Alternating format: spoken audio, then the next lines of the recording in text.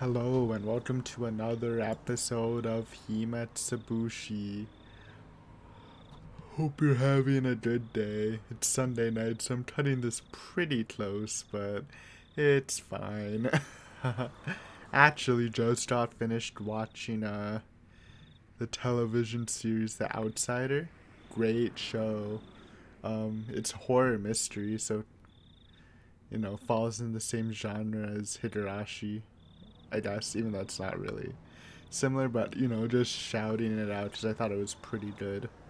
But yeah, let's get back into this.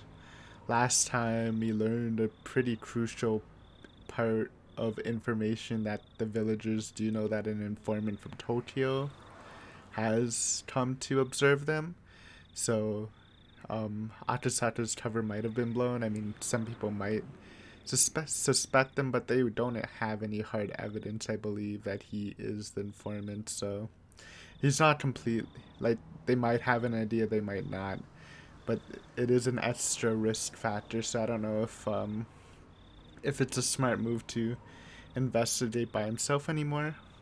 But before we do that, I was asked to go back to the box tip and choose the other option. I kind of thought it wasn't going to be needed because it was going to be the same thing, because that was kind of the message I got from it anyways, that once you choose something you shouldn't think back of what the other choice could be, because it doesn't matter since you already chose it. And the wording too, it was like, oh, so that's the color you chose, well, this is what you get. But let's check. I think last time we got I'm not gonna actually read it, but I will skip through it a little slower just in case you want to read it. And I mean, I'll look out if it is different the second time. But we're gonna choose blue this time. I did check, we chose red, and I believe we got a piece of caramel or something.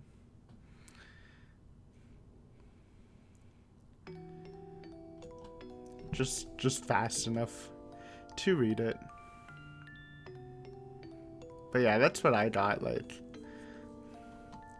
even if you choose something, of course the other choice might lead to something better or worse, but it's not like you'll ever be able to check because it's already gone after you made your choice.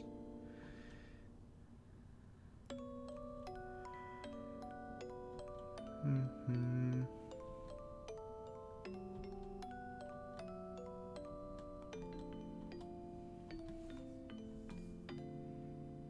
Yeah, I'm doubting myself, but I'm like 90% sure we chose red because I did check it before recording, but I'm already forgetting. Encoding error. I haven't turned off my laptop for so long. Forgot I should do that every once in a while. Doesn't really affect this because nothing's really happening on screen. Though you might see little LED spikes, but let's be honest, you're probably used to every single series been a little bit stuffed on this channel. I'm just saying it's part of the charm for now until I do end up getting something better eventually. So I'll try blue.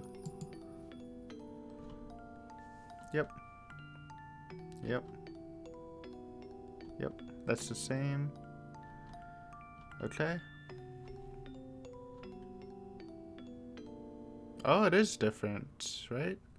I think we got a caramel before, right? Or was it? It might have been the same thing. That's right. Oh, okay, wait. It's different, it's different. Okay, it knows you chose. Alright. That's right. The contents of the red box and the blue box were a piece of caramel and a stick of chewing gum. You might have thought you made the wrong choice before, but now seeing them together like this, you can't really say that either choice was the wrong one. Well, I guess everybody has their personal preferences. If you prefer caramel to gum, for example, you're definitely thinking of choosing to open the box again based on that preference. The clear choice you wanted were basically this: the selfish desire to open up both boxes and compare the contents, then pick the one most suited to you.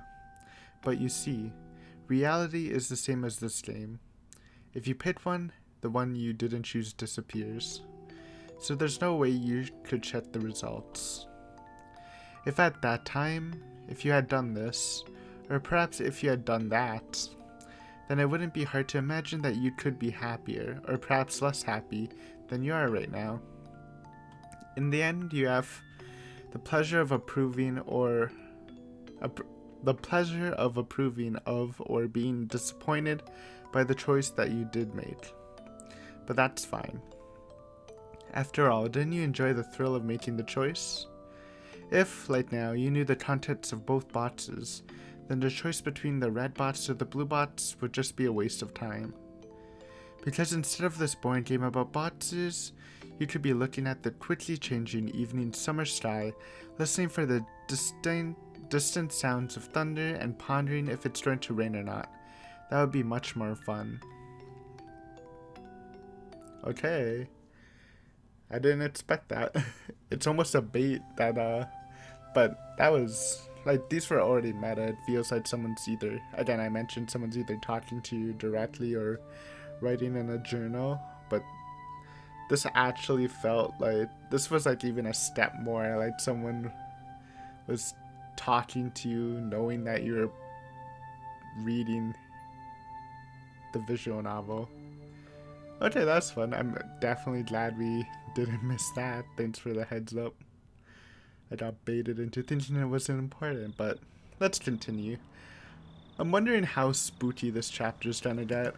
I feel like there might be stuff, but it won't be like super spooky, if that makes sense.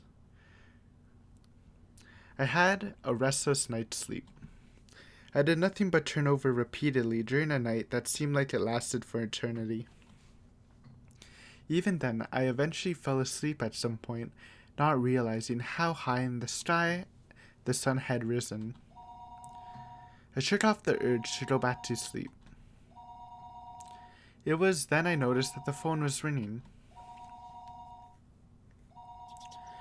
The time was almost 10:30 in the morning. It was clearly too late for a wake-up call. Akasaka-san desu ka? Ohayou gozaimasu. Oishii desu.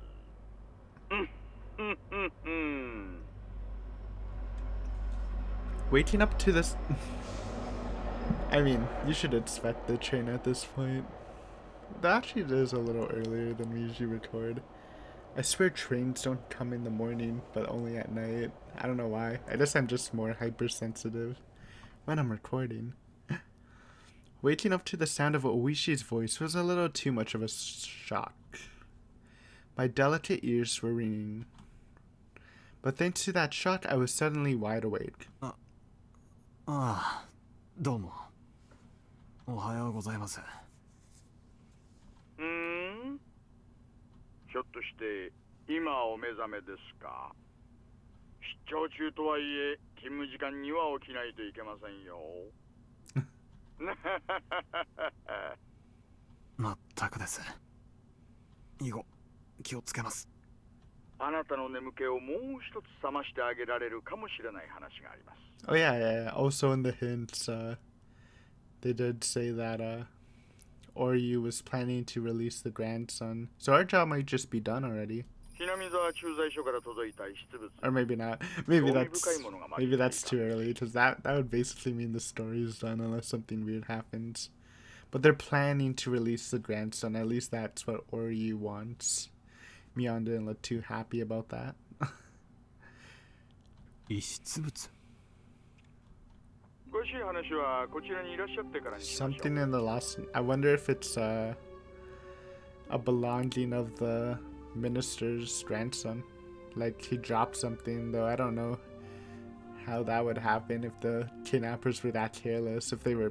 Because they were piloting pretty well through the kidnapping so far.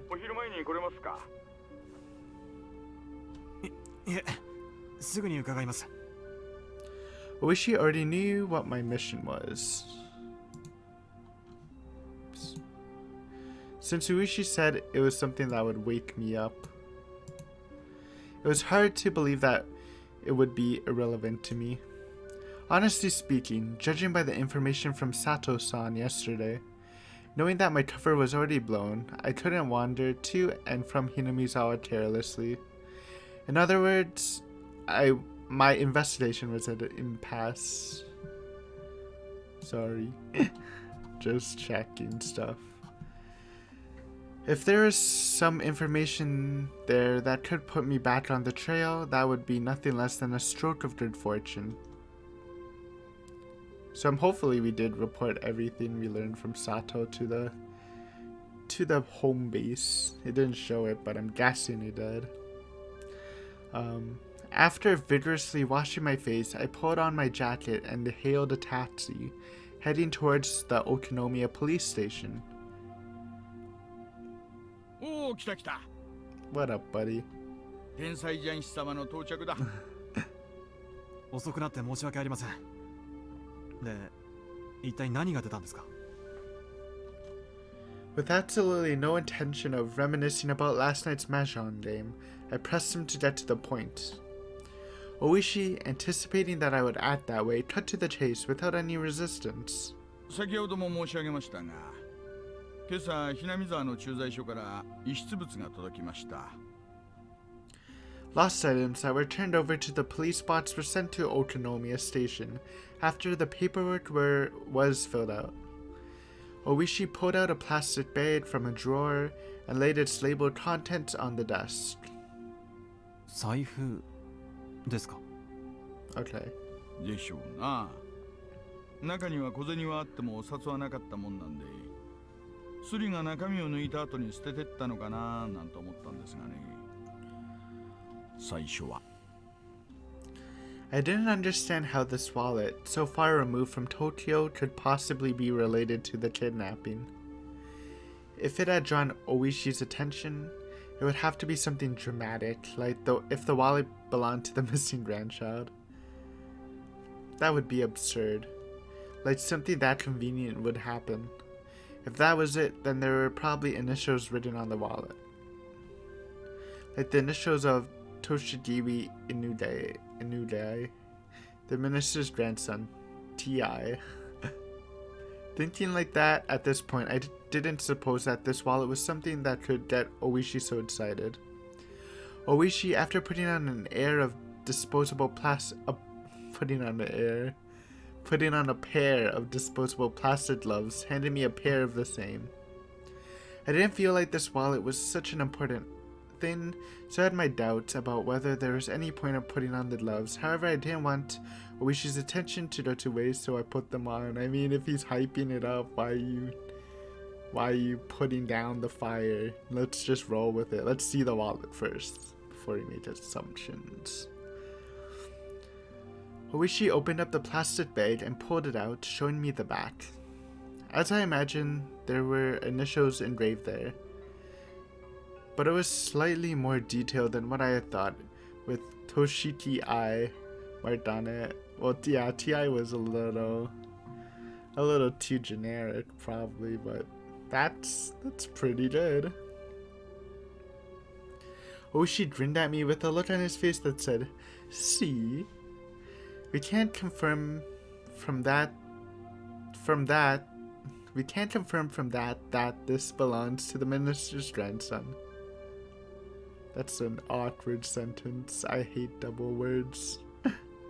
I informed him calmly. From that. Don't do that to me, game.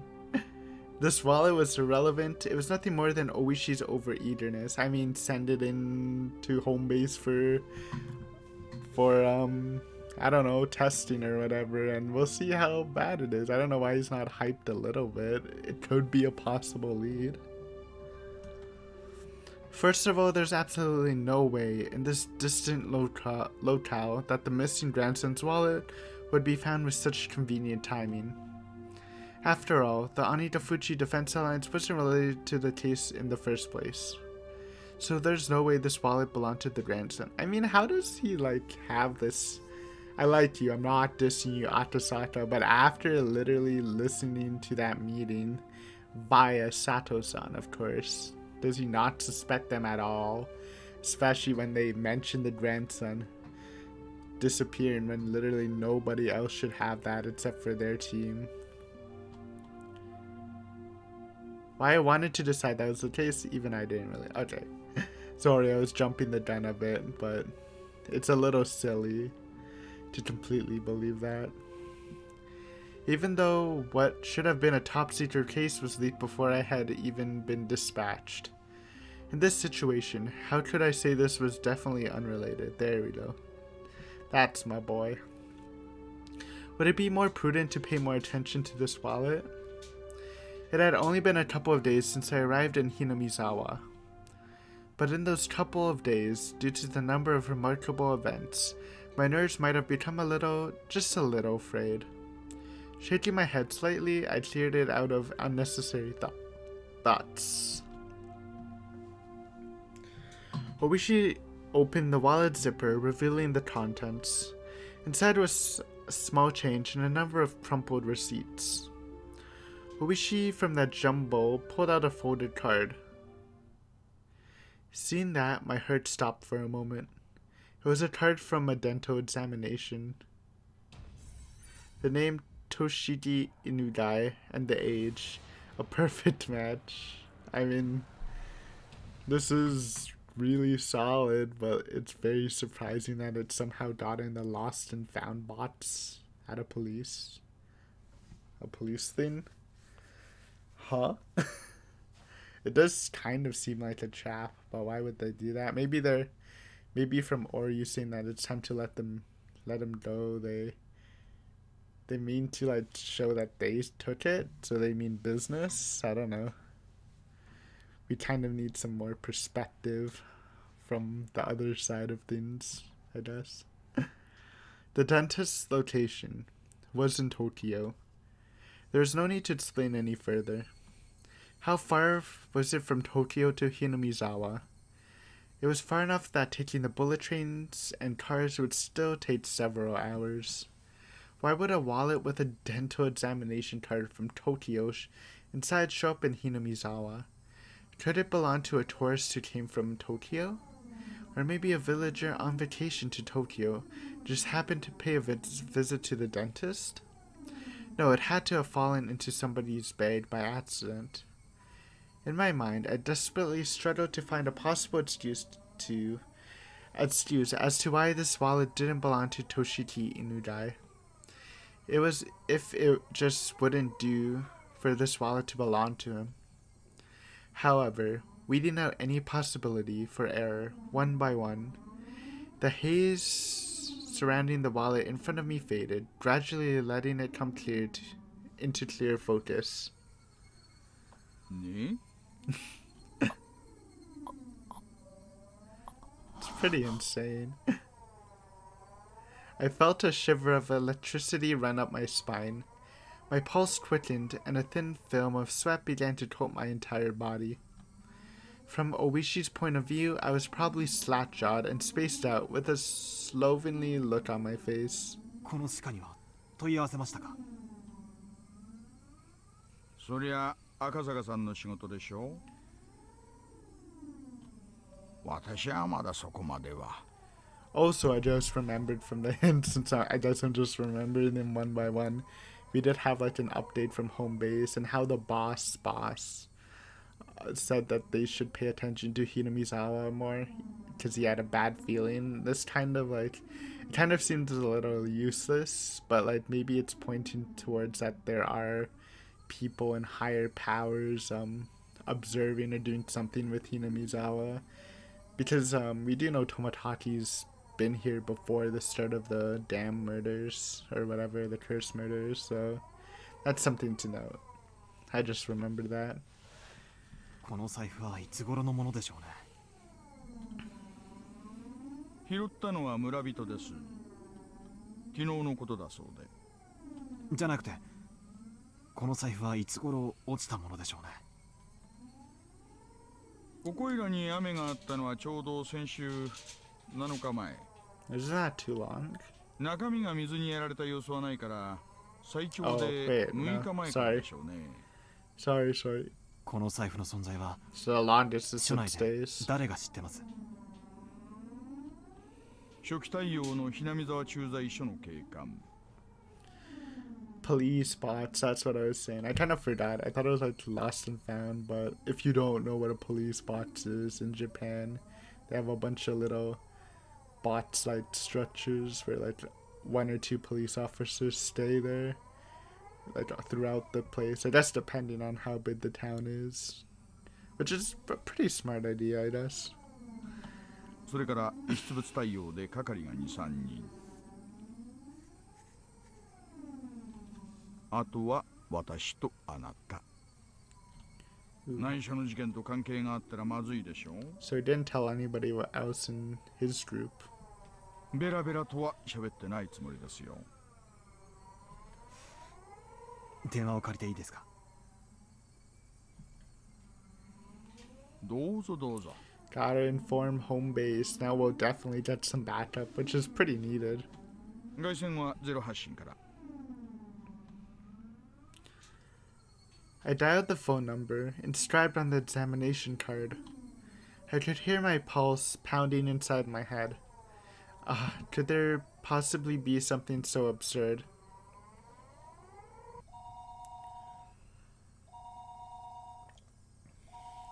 The addresses on the receipts and cards inside the wallet were all from around the area where the grandson lived. The name on the examination card was also a match. The time we deduced that wallet had been left behind also matched up with the timeline of the kidnapping. Of course, it was possible I could just laugh it off as all a big pile of coincidences. There wasn't any strong evidence. I mean, it's pretty good evidence, I would say. I guess it's not 100%, but I think it's definitely not weak evidence. Though I guess there is only two type of evidence: hard evidence and weak evidence. Or you can maybe even three with just ideas, which isn't even a real evidence, just thoughts, I guess. Rather than all this circumstantial proof, the contents of the phone call I was about to make would have a much greater meaning. はい、お待たせしました。 Oh, the dentistry. I thought he was going straight to home base, but it's good to confirm. 中川歯科です。どうも、こちらは沖宮署です。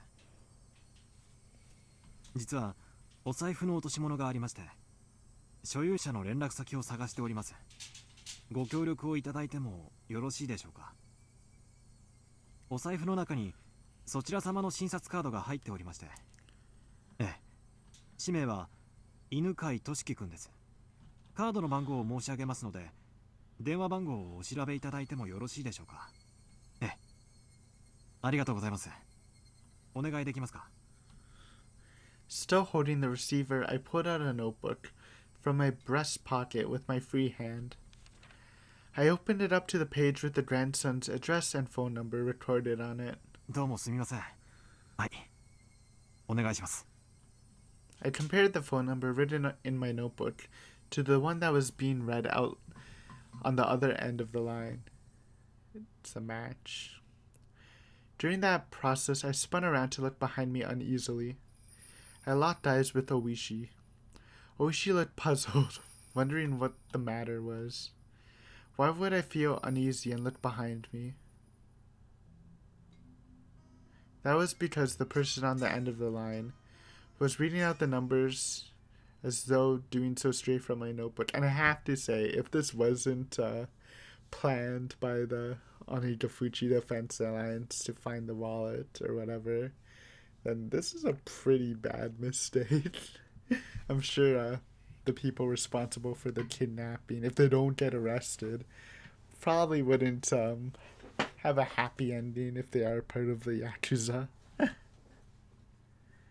I'm surprised a villager handed it in too, though I guess not all villagers are part of the Defense Alliance. It seemed that HQ was in quite an uproar thanks to my report.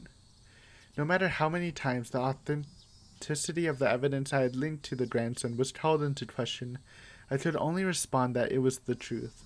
So we did get in touch with the HQ, that's great. When the lead investigator first picked up the phone, I was grilled about the evidence I found that was almost too good to be true, if I do say so myself. But after having doubt after doubt dispelled, he fell into silence. The receiver was finally handed over to the section chief. When he picked up, the background thrum on the other end of the line disappeared, and I knew that it had gone completely silent. After asking the same questions about the wallet that the lead investigator did, the chief quietly spoke his next words. わかりました。 New jams? This sounds kind of funky. Well, not funky. I don't know how to describe it. こちらから何人か増援を送りま It す。 has like that weird ghosty sound, plus some techno stuff. 今日の夕方には到着できるでしょう。 Alright. I wonder if this is like the second last chapter. Because it feels like stuff's about to go down already. Because we still have to meet Oishi in the future. 赤坂君は引き続き現地調査をお願いします。財布が発見された地域の情報を収集しててください。加納さんは何人か選んで現地へ直接。 The fact that he was sending Kano, the lead investigator, here meant that the chief had decided there was a possibility that the Onitafuchi Defense Alliance was somehow implicit in the kidnapping. However, it felt as though until the lead investigator, whom he trusted, had verified the evidence with his own eyes, he was still going to be skeptical about it. どうでした？本庁から増援が出発する Let's そうです。 go. Time for a raid, boys. 私は現地調査を命じられました。 Oh, don't investigate alone. Bring Oishi, please. Though it might look bad if the lead investigators come with Oishi helping us. 財布が落ちていた場所はどこなんですか？ But I don't trust going alone. Some spooky stuff might actually happen. 高津戸のあたりだそうです。ここが沖宮。 Okay, so it's not directly in Hinamizawa, though. ずーっと行ってここがひなみ沢で、さらに上流にぐーっと上がっていくとこの辺が高津 So 戸です。 it's past Hinamizawa. I'm guessing there probably is a way around it without going through Hinamizawa. Oishi explained where the wallet was found by pointing to the locations on the map on the wall. This place called Takatsudo was even more remote than Hinamizawa was. 高津戸界隈はほとんど民家なんかありませんよ。昔の廃村です。無人の家屋が点在するなんとも寂しいあたりですね。 Ooh, I want to see this. This is already... As soon as I read that, I actually have an idea. 大 But 石さん、 let's see what it looks like. 高津戸へ案内してもらうことはできますか？ Didn't really think about the 構いませんよ。 geography besides Okinomiya, but 赤 Probably 坂さん should も have. 一人ではなかなか自由にひなみ沢に出入りはできないでしょうからね。 I actually think they probably mentioned this place like at the very beginning of Onitakashi or something. Or somewhere in Onitakashi. 無論また野球帽とマスクをしてもらうことになりますが。 Okay, having Oishi as backup is very helpful. You don't want him as an enemy, but as an ally, feel like he's pretty good. I think I skipped that. Yeah, I said that right. I don't remember. If Sato-san's info was to be believed, my cover had been blown. I wasn't sure if the villagers had realized that the fresh meat dispatched from the public safety was the tourist that had visited them in the village yesterday. In other words, me. But deciding that they hadn't noticed would have been overly optimistic. Given a cursory thought, Takatsudo, where the wallet was found, couldn't be ruled out as a hiding spot for the kidnappers. The Takatsudo area didn't have any residential buildings, nor was it alongside a highway. There wasn't a reason for even the locals to go out of their way to visit it. It was exactly what you would call a long-forgotten ghost town at the end of the road. You couldn't ask for a better place to hold a kidnapped grandson. Also, you couldn't get to Takatsudo without passing through Hinamizawa first. Okay, that's interesting. Those several conditions made the area all the more important. Also, I just realized that's probably a good place to put the kidnapped grandson. I wasn't even thinking of that for whatever reason. I couldn't brush it off any longer. There was no longer any doubt that the Onigafuchi Defense Alliance or somebody hired by them were involved in the kidnapping. If that was the case, then the fact that this wallet was found might have already been leaked to them. They even know so much as how the Public Safety Division was operating. The case of the wallet couldn't be something they didn't know. In that case, there's a possibility that the enemy was lying in wait. To dive alone in the enemy territory, surrounded by enemy territory, to say the least, required an amount of courage, nay, recklessness, that I just did not have. That's why we got our boy. We got the muscle here. He's a tank. ご協力いただけて本当に助かりました。正直なところ、またお金を要求されるのではと思ってましたよ。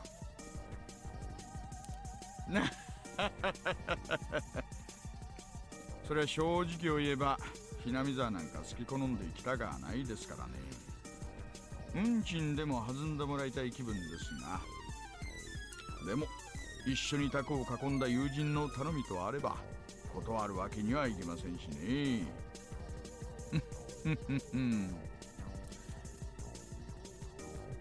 Close up. Uishi grinned as he pounded me on the back. It struck me as though he didn't just want to jump ship rather than having any sort of sense of duty towards his job. Even so, that didn't really matter. Right now, I really appreciated the gesture. では、早速出してもらえますか。Dang, the son's a banger. If the enemy knew the police had obtained the wallet, then they would probably have moved the hostage to a different place. There wasn't a moment to lose, but Oishi, without regard to the fact that we were about to head out, began to remove his jacket. まあ用心ですよ。 Ooh, serious face. 家中の栗を拾うなら相応の用意が必要と思いましてね。We packing? あなたも来ます。 Oh, what did... Oh, vest, right? A stab-proof vest. Okay. Well, guns are much harder to come by. Though if it is Yakuza, then you shouldn't be too surprised if they have a pistol or two. His name was Toshiki Inudai, the grandson of the Minister of Construction, Inudai. There was only one reason for him being here. If you didn't include gym or art class, his grades were about average. That was the result of having private tutoring sessions twice a week. If you omitted the fact that he still couldn't do pull-ups, there wasn't much else that would make him hate school. Of course, he understood full well that his grandfather was a cabinet minister. But he also knew that not too many people were that interested in their relationship. He didn't like to go out of his way to bring up his grandfather or to call him the Minister of Construction. And finally, he tried to know a little more about what kind of work the Minister of Construction did than your average Joe. What was entailed was that when you tried your best to make life better for the masses, sometimes you made a few enemies. He knew that all too well from the time he'd spent as a class representative. His grandfather had many enemies. He knew that he might personally catch some of that fallout, so he had to be twice as cautious. He was taught that by his parents. That's why, the moment he was kidnapped, he instantly knew that this one was one of those occasions. He understood that he wasn't being treated as Toshiki Inudai, the person, but rather Toshiki Inudai, the grandson of the Minister of Construction. That he wasn't personally at fault, but that this was the result of some unavoidable trouble with his grandfather's work. It made little difference, but when he realized that it wasn't because of anything he did, he was able to relax, if only a little. Of course, at first he was struck with terror befitting his age, wondering what was going to happen to him.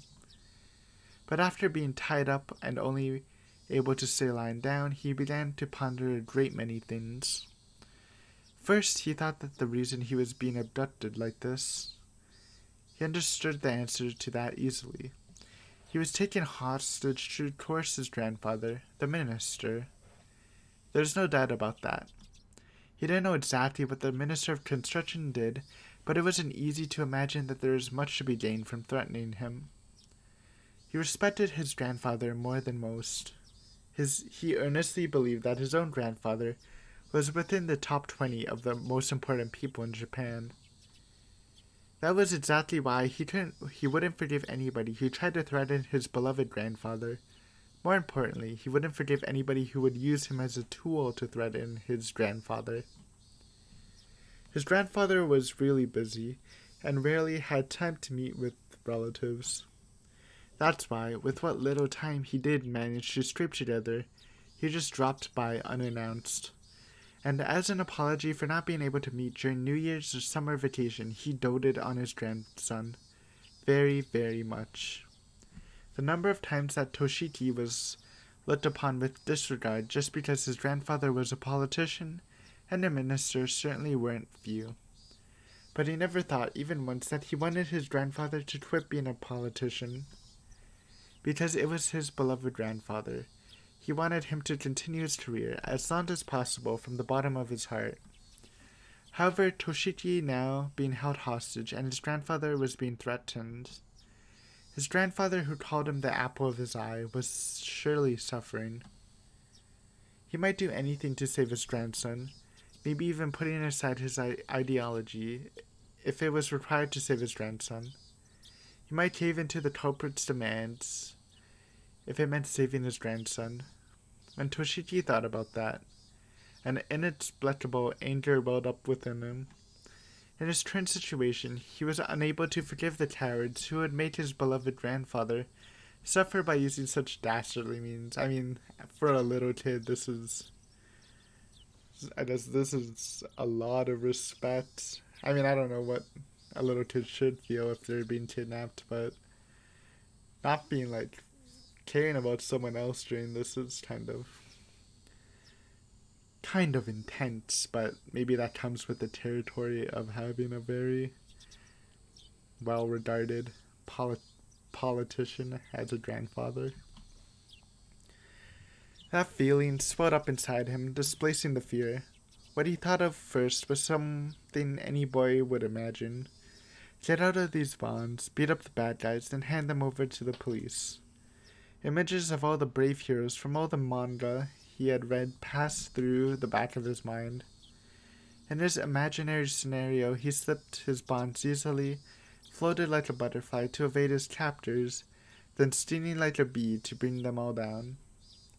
In the end, it was nothing more than his silly little fantasy, but with his vision obstructed and unable to see anything, if it was something that he could get into more than any anime at the moment. In actuality, he was enjoying these little scenarios in his head for the long period of time that he was tied up. His captors hadn't really done anything to him they would feel sorry for. However, eventually he began to grow tired of his fantasies, and more realistic scenarios began to run through his head. It was then he realized that none of them were a solution. Quick break. It's a lot of reading, no talking. Yes, he wanted to do something for his grandfather, who was being threatened. That he was being held here to inflict pain on his grandfather was the thing that he could least forgive, and also the most vexing. And then he noticed there's a much simpler way he could save his grandfather without having to beat up his despicable captors. That was to remove himself as a hostage from the hands of these villains. If he was to disappear from here, his captors would have nothing to threaten his grandfather with. The captors had restrained him, but they didn't treat him roughly, and they made sure he was fed well enough. Meaning at most, he was nothing more than a means for their threat. They weren't looking to bully or kill him out of spite. If he behaved, no ill would befall him. Realizing that gave him a strong sense of courage. And carrying his train of thoughts this far, he let it run its course to its natural conclusion. Right now, at this moment, Toshiki Inugai had decided to escape. His ears had been stuffed with a sponge-like material, acting as makeshift earplugs. However, they didn't actually do much to block out any sound, and he could overhear everything his captors were saying. Realizing that this was to his advantage, even when his captors spoke to him, he acted like he couldn't hear them due to the earplugs. His captors, thinking that he couldn't hear their conversation, talked about all sorts of things without any reservations. Thanks to that, he was able to obtain various pieces of information. First off, this wasn't Tokyo. It seemed that this was quite a distance away, and on top of that in the countryside, nestled deep in the mountains. It also seemed that his captors were inconvenienced living out here, so he could deduce that this place was far removed from any sort of town. I mean, this... I'll say it again, this kid is, he was pretty sharp for his age, though I forgot how old was he. I'm guessing he's like 10 or 12, something pretty young, but I guess if he's a teenager, it's not that hard to imagine. Maybe he will ascend to, like, Mr. Teichi. Finally, whenever they went out to buy food or other supplies, they would always take a car. That fact caused him some dismay, because he knew the method he learned at school of running around blindly while shouting for help wouldn't work here. He paused his little mental escape scenario there. His ultimate goal was to find somebody who would help him.